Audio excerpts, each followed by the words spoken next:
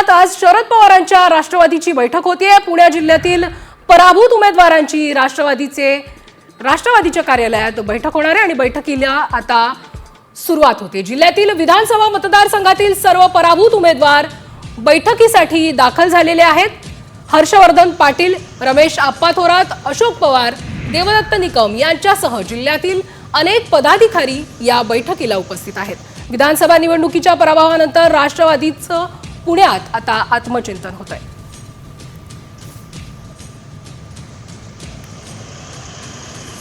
पुण्यात आज शरद पवारांच्या राष्ट्रवादीची बैठक होतीये। पुणे जिल्ह्यातील पराभूत उमेदवारांची राष्ट्रवादीच्या कार्यालयात बैठक होणार आहे आणि बैठकीला आता सुरुवात होते। जिल्ह्यातील विधानसभा मतदारसंघातील सर्व पराभूत उमेदवार बैठकीसाठी दाखल झालेले आहेत।